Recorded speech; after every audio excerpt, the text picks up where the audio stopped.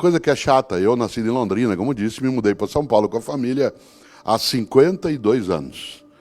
Esta cidade, que hoje é inóspita em muitas situações, mas qualquer outra, Ribeirão Preto, São José dos Campos, né? Rio de Janeiro, Belo Horizonte, Londrina, Curitiba, Porto Alegre, o que for. Há 50 anos, em qualquer uma dessas cidades, você saía às 11 da noite do trabalho, da escola, do bar, da igreja, do clube. Você ia andando para casa sozinha ou sozinho. Você ouvia passos de outra pessoa, você dizia, graças a Deus, vem vindo outra pessoa. Sabe do que a gente tinha medo? De defunto. A gente passava longe de muro de igreja ou de cemitério. Hoje você sai às 11 da noite de casa, da escola, do bar. Se ouve passo de outra pessoa, diz, meu Deus do céu, vem vindo outra pessoa. Em algum momento a gente se habituou.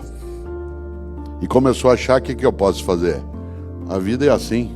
Eu faço o que eu posso. Interessante. Porque essa geração que está agora com menos idade, que por exemplo hoje está fazendo vestibular aqui, ela não pode ser formada com a percepção de que a gente deva adotar a mediocridade como sendo nossa referência para algumas coisas. Isto é, deu para passar. Claro que não.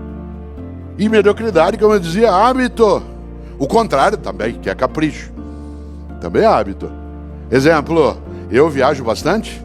Essa semana eu estava em Goiânia, Alápolis, terça-feira eu estou em Belo Horizonte, na outra eu estava em Natal, estava depois, né? Aliás, antes em Fortaleza e assim por diante. Minha atividade hoje, eu estou aposentado como professor desde 2012, escapei, né? E eu agora tenho a possibilidade de ter outras atividades de viagem e tudo. Por isso, ao ser convidado, né, para essa reflexão aqui hoje, fico honrado, né, da possibilidade, mais uma vez, de estar aqui, né, com gosto nesses intervalos de viagem. Portanto, eu durmo muito em hotel, em viagem. Todos os dias que eu estou viajando, eu acordo no hotel de manhã, sozinho, que é o que a Cláudia espera, certo? Ao acordar, eu estou sozinho. Primeira coisa que eu faço, além de ir ao banheiro, usá-lo, escovar o dente, é lavar o rosto e pentear o cabelo e a barba. Pra quem? Não tem ninguém ali comigo, mesmo. Certo? Por que pentear o cabelo e a barba? Pra mim. Sabe por quê? Porque se eu habituar, não tem ninguém vendo. Ou vou sair no domingo, eu vou para a FAAP assistir uma palestra, ou fazer uma palestra. Não vou arrumar a cama. Para quê? Vou usar de novo à noite. Tem gente que você conhece o capricho que ela tem pelo banco de trás do carro. Tem tantas coisas naquele banco. Resíduos alimentares que uma inspeção do CSI acharia, né? Indícios da Páscoa de 2004. Bolachas que estão ali no meio, encontráveis, quase próximas daquilo que já iria para o Museu FAAP aqui. Capricho. Capricho. Ontem eu estava observando e pensando, sentado aí. Puxa vida, que falta Tarcísio Meira mostrar? Que falta Jô Soares mostrar? O que falta Natália Timber mostrar? O que falta? Ele podia dar para o gasto, mas não, né? Em alguns momentos vem uma fúria interna, e essa fúria é a fúria não da arte apenas, e claro que ela também, mas é a fúria da energia que move uma pessoa que não deseja ser medíocre. Descortela. Se é gerações em ebulição, o que mediocridade tem a ver com isso? Muito, porque nós precisamos afastar de nós e daqueles que conosco chegam nesse mundo contemporâneo qualquer tipo de atração pela mediocridade em relação a várias faces do nosso cotidiano. Claro que as gerações são diversas. Claro que hoje nós temos, por exemplo, uma nova geração que está com 18, 20 anos de idade, que tem algo incrível, um encantamento pelo passado. Tanto que eles vão buscar. Eu uso barba sem tirar faz 42 anos. Eu estou na moda. Faz 42 anos que eu não tiro a barba. E eu estou na moda. Outro dia, Cláudio e eu fomos a um shopping E no lugar onde havia uma loja de iogurtes naturais, hoje tem uma barbearia. Barbearia, aquela inclusive do lado de fora, com aqueles símbolos antigos que ficavam girando, onde se oferece fazer a barba com toalha, navalha, uma coisa de mafioso. Não a loja, mas o princípio histórico do cinema. E a gente... Você já imaginou? Uma parte da nova geração decidiu ser contemporânea além de nós e decidiu fazer algo para mostrar como nós somos ultrapassados, que foi fazer cerveja artesanal. Séculos a humanidade passou para ter uma cerveja gelada no freezer. Pronta, porque você vai lá e abre. Não, ele vai mostrar que você é antigo e aí ele faz cerveja em casa. Ele e um grupo de amigos. Demora, vence logo, acaba cedo, é amarga. Mas você é velho. Você compra cerveja. Você já imaginou? Que coisa maluca. Você vai a um restaurante hoje em São Paulo almoçar, depois que teu menino ou menina fizer o exame, e você vai a um restaurante que é sofisticado, já imaginou? Você vai almoçar daqui a pouco e você vai procurar um lugar. E o restaurante será tanto mais contemporâneo e, portanto, mais avançado. Ele será quase hipster se ele tiver o cardápio escrito com giz numa lousa. Num mundo de eclosão, de tecnologia, de mundo digital, de LEDs, a modernidade é chegada por meio de uma lousa com giz.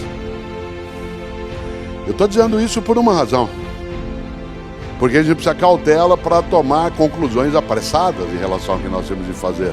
A principal marca e tarefa que temos de partilhar com as outras gerações que conosco convivem nessa contemporaneidade é construirmos uma trilha de propósitos em que a gente não admita a mediocridade como sendo nosso horizonte, em qualquer área, no âmbito da política, da religião, da profissão, do negócio.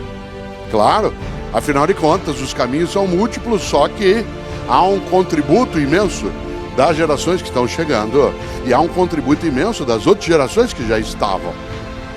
Isto é, muita gente aqui tem muito mais idade, como é o meu caso, do que os jovens que entrarão na nossa sala de aula ou entram na nossa sala de aula. Há muita coisa que eu posso contribuir e o contrário também. Parece óbvio, nem sempre se admite essa percepção de ambos os lados. Há hoje, por parte, como eu dizia, de uma parcela das novas gerações, uma certa mitificação do passado. Alguns, por exemplo, decidiram, e vem fazendo, ir buscar suas raízes nos países da onde os seus ancestrais vieram. Que é uma viagem quase que de natureza ontológica, para usar um termo da filosofia, em que se vai para o lugar onde os avós ou os bisavós vieram, né? Porque nossos avós e bisavós vieram, às vezes, de outros países, como é o caso da quase totalidade de nós aqui, mas eles queriam deixar aquele lugar que vieram para trás. Porque aquilo, se alguém vivesse no lugar onde ele pudesse ficar, teria ficado. E veio porque não podia ficar. E ao vir, quis romper. Pois bem, uma parte da nova geração vai em busca dessas raízes. E é claro que vai buscar as raízes nas nações onde avós e bisavós viveram, porque aquilo dá uma certa identidade num mundo de volatilidade, de velocidade, de superficialidade das relações, em que a gente está num instante em que, vez ou outra, é preciso deixar claro algumas coisas em que você o tempo todo está sendo avaliado. Eu, essa semana, aliás, anteontem, em relação a um dos meus filhos, por conta até de um debate que tivemos de natureza profissional, eu tive que lembrar ele algo que às vezes ele esquece. E eu também não posso esquecer disso em relação a ele, mas eu tive que lembrar ele por escrito. Você não é nem meu juiz e nem meu avaliador. Não é você que decide e nem eu estou pedindo para você me avaliar. Claro que ele pode falar a mesma coisa para mim, ambos somos adultos. Aí diz assim, não, mas você tem o direito de fazê-lo, você é o pai dele. A relação de adultos pressupõe uma capacidade de equidade. Claro que a minha responsabilidade, a noção de reverência e respeito, ela coloca uma outra condição também. Mas nós hoje temos relações em que o mundo digital, por exemplo, nos colocou sob perspectiva o tempo todo. Eu, por exemplo, estou nas redes sociais, escrevo livros, faço comentário de TV e de rádio, sou professor. O número de pessoas que decidiu que ela pode palpitar sobre a minha existência, sobre as minhas escolhas, minhas opções, o que eu falo, o que eu escrevo, é imenso. Você já imaginou? Pessoas escrevem dizendo: você precisa tirar essa barba. Quase que eu respondo de volta: o que você tem com isso? Eu não sou um servidor público, eu sou uma pessoa pública. Ser pessoa pública é diferente de servidor público. Um servidor público tem que dar satisfação. Ele está sendo remunerado e contratado por uma sociedade para prestar serviço, seja no executivo, no legislativo ou no judiciário. Ele sim tem que dar satisfação a quem é o seu patrão. Mas eu sou só uma pessoa pública e de repente as relações apressadas se dão de vários modos. Eu, num comentário que fiz no rádio na sexta-feira, lembrei, hoje o grande tribunal que funciona 24 horas é a família. Você tem grupos de redes sociais com a família, é um tribunal dioturno. Ele funciona 24 horas, sem interrupção. Você está sendo avaliado, julgado, não só eu, qualquer um de nós. Se você não der bom dia para todo mundo, às 7h12, se você deixar algum para trás, parece uma ruptura de sangue. Mas é a mesma pessoa que nunca te procura para oferecer nada. Teu celular tocou. Hoje a gente tem identificador de chamada. Você vê o nome, você sabe que a pessoa vai pedir alguma coisa para você. Ela nunca liga para te oferecer um saco de manga, 1 litro de jabuticaba. Só liga para pedir. Mas te avalia, te julga, se chateia, fica melindrada ou melindrado se você não responde bom dia, família. E nós começamos, de repente, a nos perder e nos enredar em algumas trilhas que levam a lugar nenhum. E não sobra para nós tempo para aquilo que é importante. Nós passamos uma boa parte do tempo cuidando do urgente e deixamos o importante de lado. Claro que o urgente tem o seu lugar. Aliás, o urgente também tem que ser lidado, mas ele não pode obscurecer o importante. Por exemplo, o que é urgente? Garantir modo de sobrevivência, mas não é a qualquer custo. O que é urgente? É você lidar com aquilo que é a tua tarefa, que aliás te dá o retorno em relação às tuas condições, mas ela não é exclusiva. Uma parte de nós, repito, se dedica e está formando novas gerações com a perspectiva do urgente, deixando de lado o importante. O que é o importante? O importante é aquilo que faz com que a vida tenha propósito. Afinal, um dia partimos.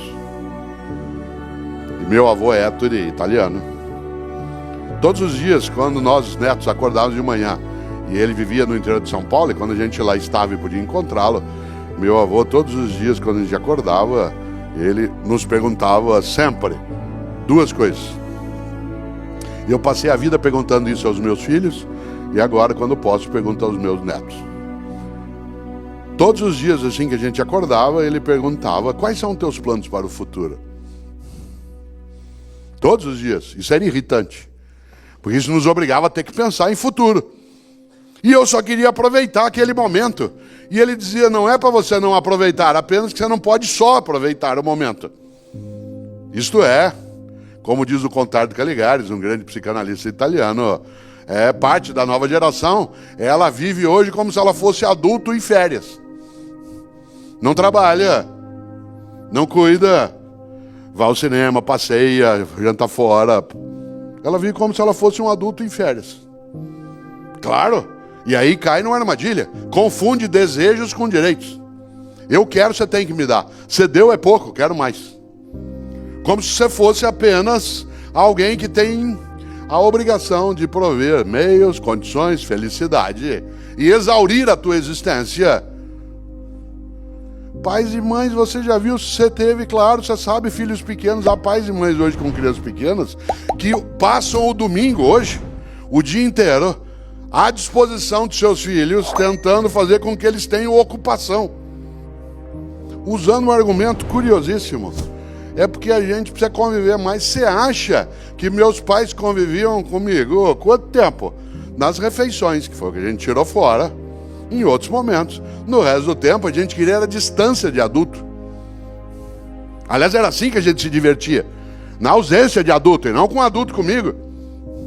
Hoje, você vai, por exemplo, a um buffet infantil, e lá existe uma figura que é necessária até, mas que é inacreditável no século XXI, chamado animador de crianças. Uma geração que precisa de animador, tendo 10 anos de idade, está com algum tipo de distúrbio. Famílias inteiras saem de casa, hoje, domingo, saem de casa e vão ao restaurante comer comida caseira. E saem de casa para fazê-lo. Tem algum tipo de doença nisso. Gente, vamos comer comida caseira, vamos embora. Vai todo mundo. Sai de casa para comer comida caseira. Tem alguma perturbação psiquiátrica nessa questão. Você ri, somos nós. Ri de quem? Animador de criança, criança aos 10 anos de idade, 12. Ela nem tem hormônio, ela tem demônio. É uma coisa, né, de outra natureza. Aquilo ferve numa outra direção. Aliás, quem é professor aqui sabe o que é demônio em vez de hormônio, né? Não só no ensino médio, até na universidade, porque a gente tem uma noção hoje de adolescência estendida, né? A parte dos pensadores entende a adolescência como sendo quase 30 anos de idade, né? E não 17 como era até pouco tempo. Já se trabalha com essa noção de uma adolescência estendida por conta até do tempo nosso médio de vida ter sofrido também, ainda bem, né? Uma extensão, mas a grande questão, meu avô, era: quais são teus planos para o futuro? A outra pergunta era mais densa. O que você quer na vida? Ser o mais rico do cemitério. Essa frase não significava não tenha patrimônio, não tenha propriedade. Significava não tenha só isso. Pense naquilo que serve para a tua vida, que é curta, não ser pequena. Eu admiro imensamente um grande poeta, pensador, botânico alemão. Eu sou avô de 2 alemães e sogro de um alemão, que está no Brasil há 14 anos, que mora em Santa Catarina. E uma das coisas boas é que eu aprecio muito Goethe, o grande escritor alemão do século XVIII e XIX. E Goethe tem uma ideia de uma simplicidade, mas de uma veracidade magnífica. Goethe dizia: se alguma coisa tem de ser feita, então que essa coisa seja bem feita. Se alguma coisa tem de ser feita, então que essa coisa seja bem feita.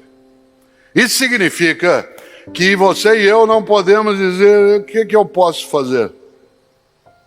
Durante 2020, se as pessoas que podiam algo fazer e fizeram, e em vez de fazer o que fizeram para nos ajudar, ao se depararem com o horror que foi o início pandêmico mais denso, elas parassem e dissessem: o que eu posso fazer? Com 3 pontinhos. Nós estamos perdidos e perdidos. Ainda bem que uma parte grande de homens e mulheres aqui e fora daqui, ao se depararem com o horror, substituíram as reticências, os 3 pontinhos, por um ponto de interrogação. E aí foram capazes de, em vez de dizer o que eu posso fazer, se apresentarem dizendo: o que é que eu posso fazer? Gente que faz o melhor na condição que tem. Aliás, gente assim, sabe quem que ele me lembra? Aquelas pessoas que fisicamente, em alguns lugares, em outros simbolicamente, ela usa aquele colete, aeroporto, hospital, supermercado, rodoviária, escrito: posso ajudar. Sabe gente que é assim: posso ajudar. Porque tem algumas pessoas que parece que o colete é: posso atrapalhar.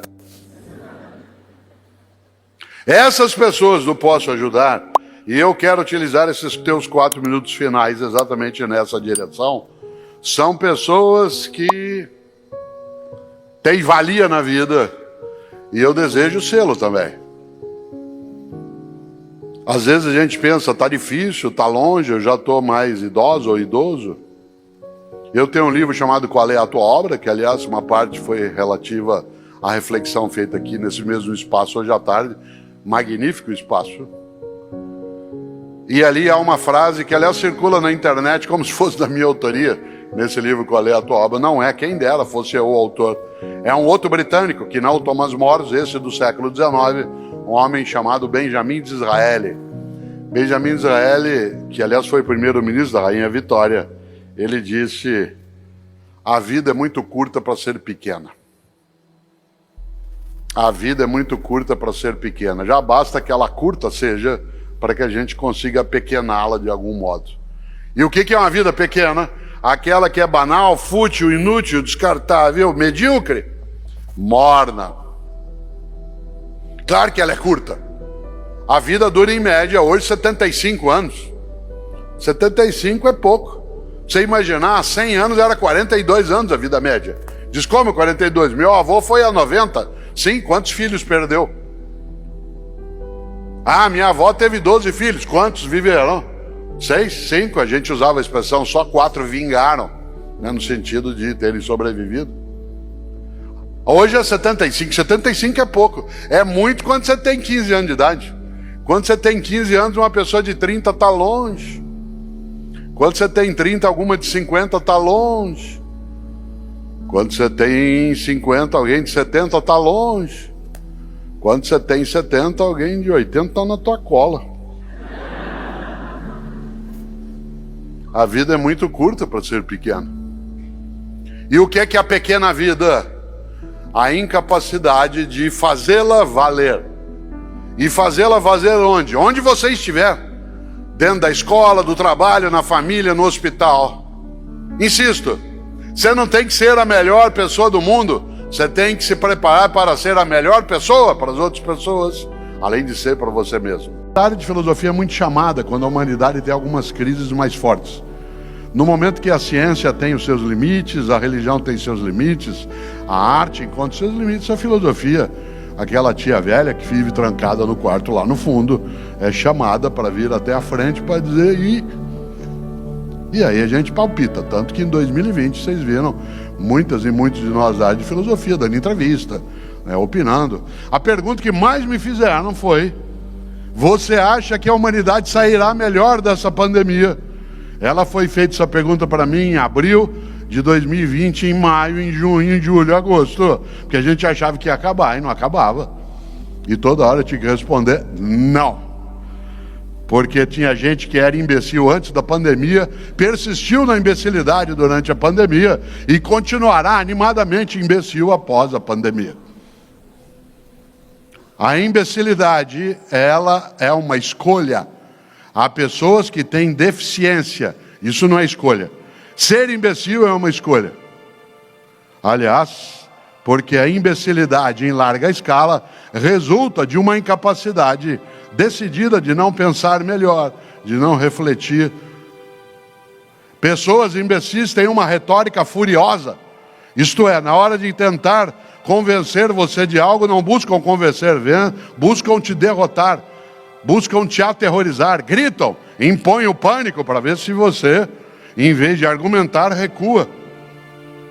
O grande arcebispo, o Prêmio Nobel da Paz, na África do Sul, Pedro, que morou na África do Sul, se lembra, a África do Sul é o único lugar do mundo que tinha na mesma rua ali no Soweto, lembra? 2 Nobéis da Paz, porque morava na mesma rua o bispo Desmond Tutu e o Nelson Mandela. Né? Nós não temos ainda um Nobel, poderemos ter, mas ali na África do Sul, na mesma rua, moravam 2 Nobéis, Nelson Mandela e Desmond Tutu. E Desmond Tutu, que morreu ano passado, ele dizia sempre que o pai dele o advertia, dizendo: filho, não eleve a voz, melhore teus argumentos. Não aumente a voz, melhore teus argumentos. E é interessante porque a pessoa medíocre, ela tem na imbecilidade uma forma de socorro. E uma pessoa imbecil não é aquela que tem menos escolaridade.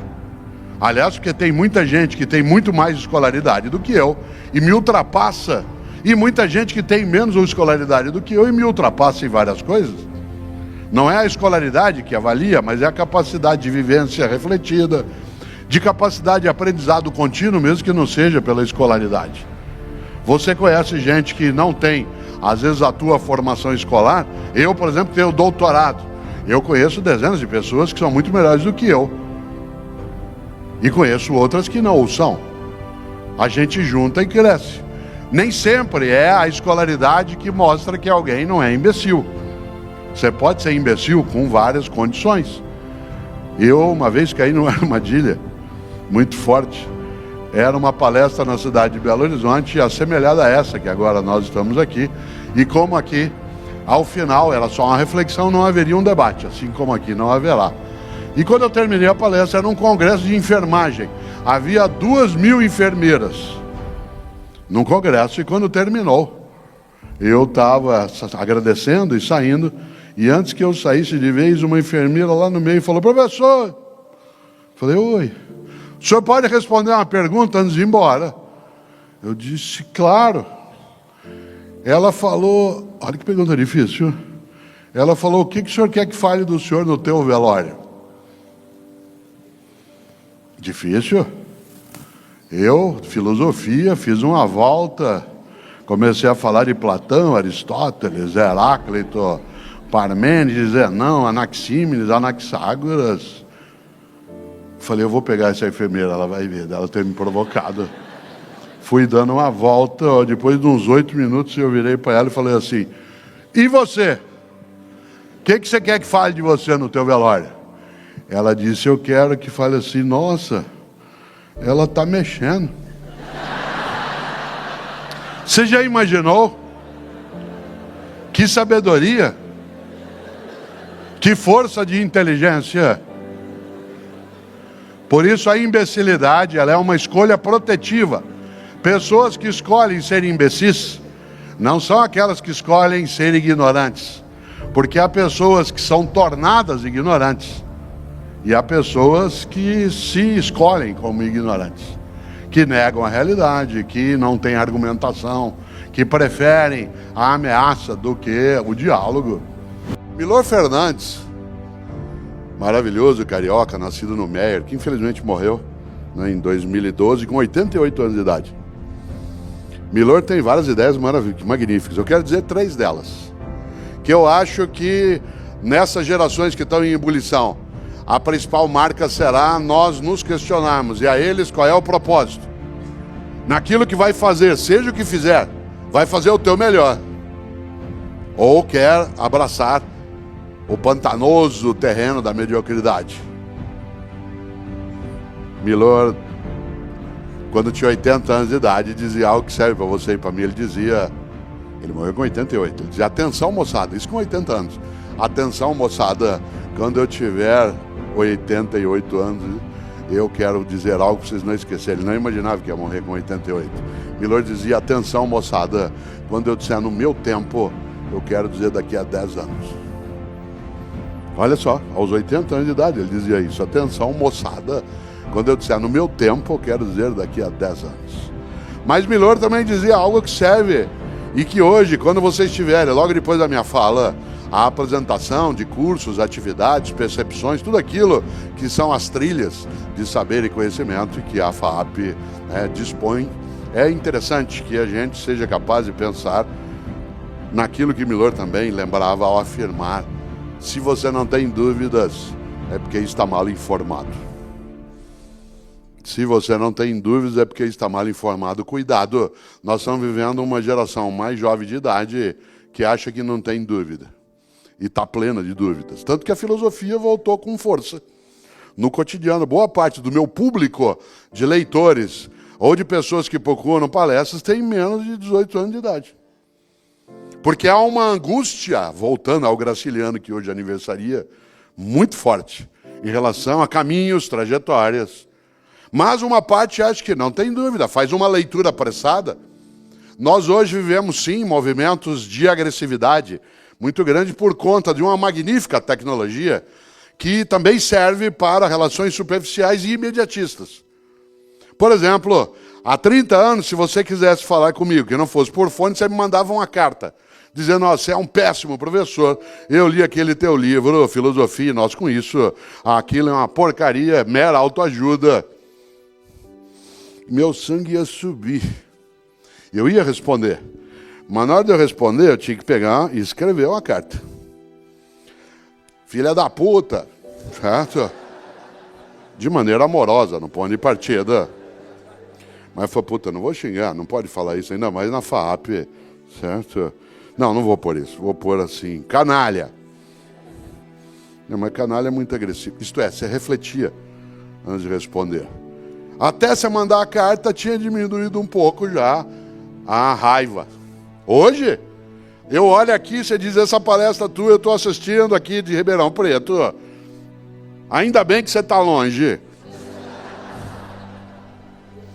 Na hora, enquanto eu estou falando com você, eu vou respondendo. Por que você não veio fazer então?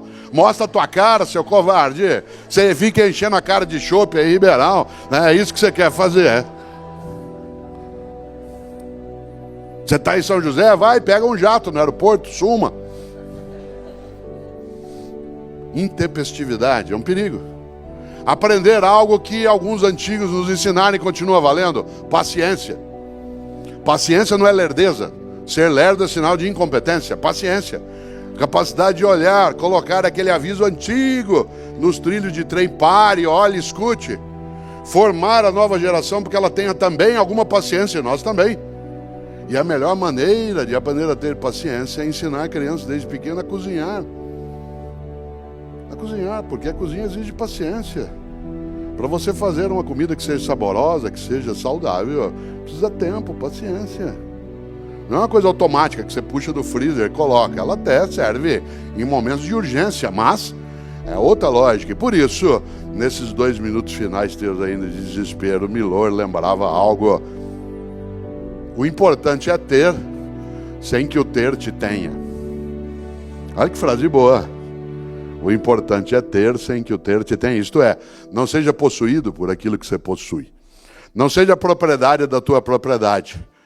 Nós, como eu disse no ponto de partida, vivemos sim angústias partilhadas.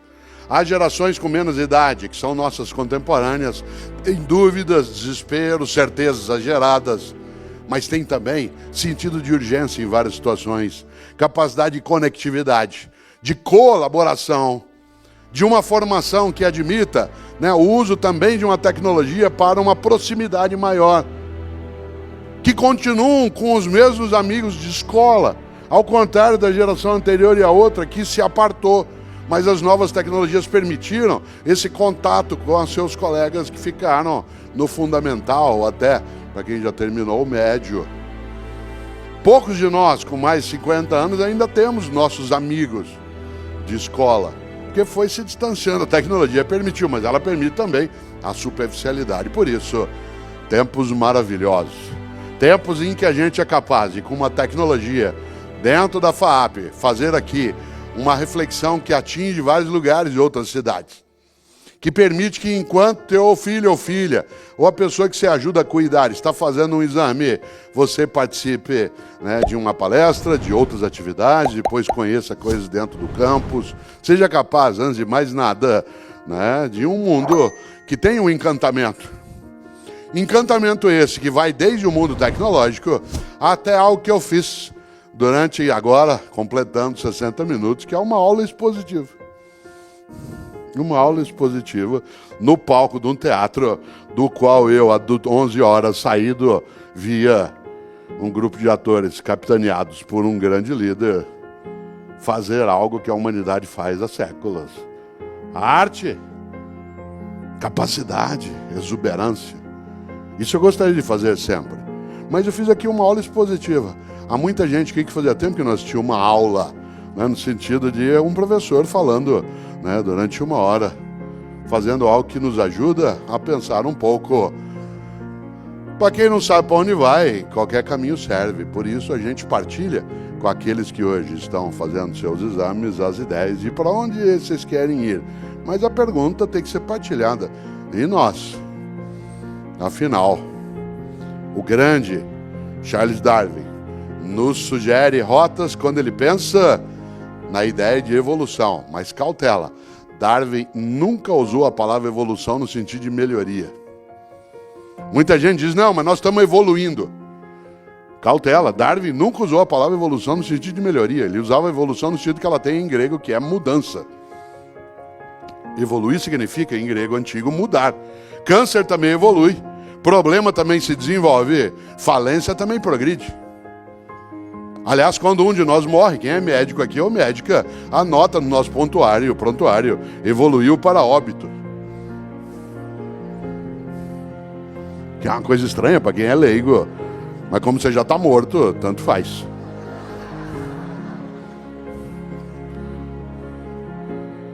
Evoluir significa mudar. E a grande questão é mudamos para... Você diz assim, bom, não sei. Bom, a gente tem que saber. Dizem, mas isso é muito difícil. Sim, mas não é impossível. Mas isso aí não é uma tarefa minha. De quem é? Afinal, e aí eu termino.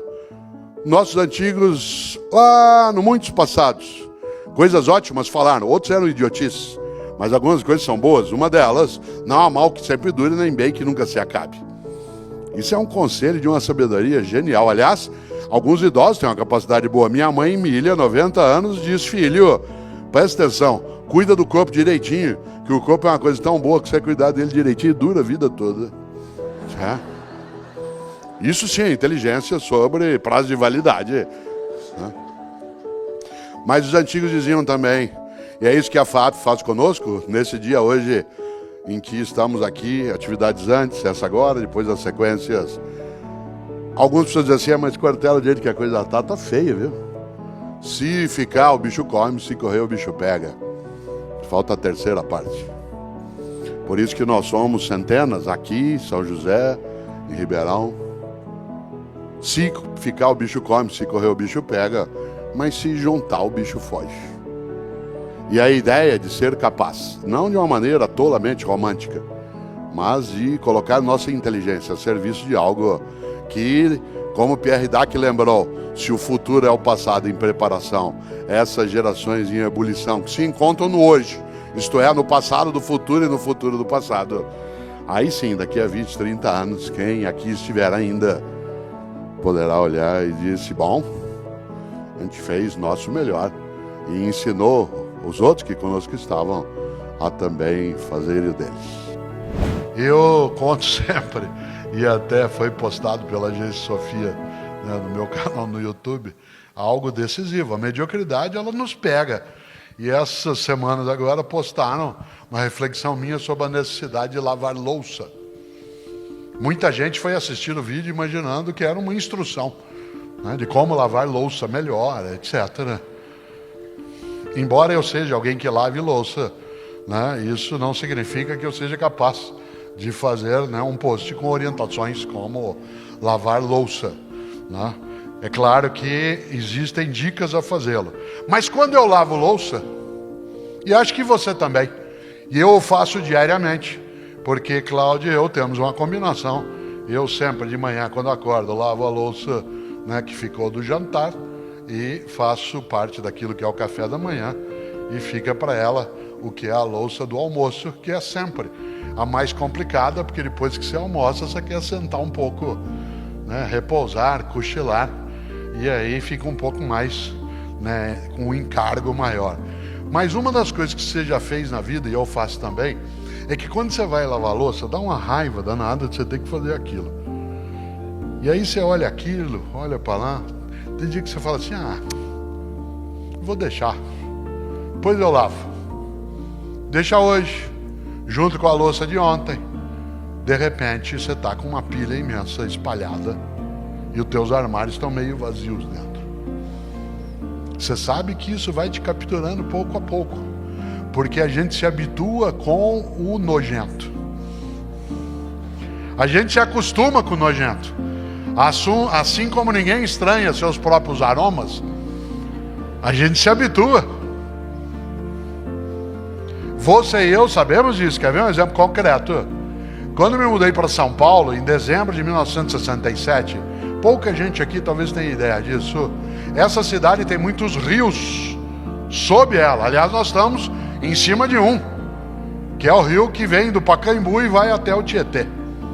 Há muitos rios, um debaixo da Avenida 23 de Maio, outro sob a Avenida Sumaré, e os rios que são visíveis, como é o caso especialmente do Tietê, né, e do Pinheiros. Quando eu me mudei para São Paulo, esses dois rios eram navegáveis. Aliás, a gente pescava nesse rio e nadava. Não por acaso, na beira desses rios se formaram vários clubes de regatas. O Corinthians nasceu como um time de remo, razão pela qual o símbolo do time é um timão, timão de barco. Depois coincidiu com o apelido que o time se deu. E a gente nadava, clube de regata, etc. Eu ia com meu pai pescar e nadar no rio Tietê. Pois bem, nós assassinamos esses dois rios. Eles estão mortos. Eles fedem, podres. Tanto que vez ou outra a gente vê a imagem de uma capivara correndo na beira do rio, ou de uma garça, se diz, olha lá, como se a garça fosse surreal, como se a capivara fosse surreal. E às vezes é a persistência de uma memória que a gente se habitua. Interessante, porque nós assassinamos esses dois rios. Não é impossível que eles deixem de ser assim como em outros lugares do mundo. Hoje o Tamisa, em Londres, não só é navegável, como se pode nadar nele na Uera. Isso num país que fez a Revolução Industrial no Ocidente e poluiu tudo. Claro. O pior é que a gente se habitua. Pior do que se habituar com o podre do rio é que a gente acostuma. Pior ainda, tem saudade. Você está viajando no interior de São Paulo, vindo lá do final da Castelo Branco, de Santa Cruz do Rio Pardo, de onde é uma boa parte da minha família, e é lá que termina a estrada, a rodovia Castelo Branco. Olha que interessante. Quando você vai entrando na Marginal Pinheiros, aquele fedor, a hora que você chega em São Paulo, diz, ai, graças a Deus, já estou em casa. Você está vindo pela Fernão Dias, pela Dutra, pela Ayrton Senna, você entra no Tietê, aquela coisa podre, diz, ai, que bom, já estou chegando. A gente pousa no Rio de Janeiro, no aeroporto Antônio Carlos Jobim, o Galeão. Abre a porta da aeronave, quando ela não está com um finger, vem aquele fedor do mangue em volta. Diz, ai, já cheguei. Rio de Janeiro. A gente se habitua com o podre, hein? A gente se habitua com o podre na conduta, na política, na igreja, na escola, na nossa ação. A mediocridade, ela nos captura. Por isso, eu faço um esforço de não deixar de lavar a louça. Você diz assim, mas um dia só. Opa! Eu vi agora alguns bombeiros civis andando aqui por dentro e me lembrei de um conselho do Corpo de Bombeiros que eu repito sempre e que aparece em alguns dos meus livros, que diz que, atenção, nenhum incêndio começa grande. Nenhum incêndio começa grande. Todo incêndio começa com uma faísca, uma fagulha, um disparo. E por isso, é claro que é chato. Eu sei que amanhã, às 4h20 da manhã, eu vou lavar a louça do jantar de hoje e ainda ficarei com a do café da manhã, que Cláudio e eu vamos tomar. Minha vendetta é que ela fica com a do almoço, que tem panelas também. Olha que coisa boa. Por que eu vou lá e lavo? Porque você não acostuma a deixar. Assim como eu posso acostumar a deixar parte das roupas que estou usando pendurado atrás da porta. Ou vai deixando jogado em cima de um mancebo. Ou vai largando. Às vezes é assim, mas isso é obsessão. Não. Como eu digo sempre em vários lugares, a disciplina é a organização da liberdade. A disciplina é a organização da liberdade. Quanto mais disciplinada ou disciplinado você ou fomos, mais livres nós vamos ser, porque nós vamos ter mais tempo para as coisas que de fato têm sentido. Nesta hora, claro que eu vou lavar a louça e eu não quero, mas eu faço, aliás, eu faço várias coisas que eu não quero.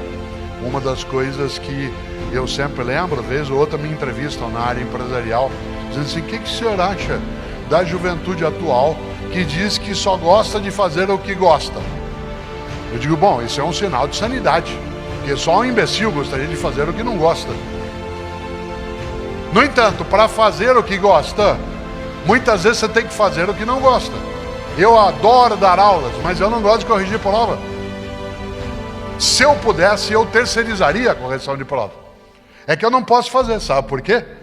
Porque uma das coisas que permite que eu saiba como eu estou ensinando é quando eu leio a maneira como as pessoas estão aprendendo. Eu só sei se eu estou ensinando corretamente se eu noto que as pessoas estão escrevendo coisas que eu ensinei de modo correto. Mas é chato. Você corrigir prova significa num domingo à tarde a família inteira saindo, dando tchau. E você lá com 200 provas sobre a mesa, 200 redações, 200 textos, em que você vai ler sobre o mesmo assunto nas 200.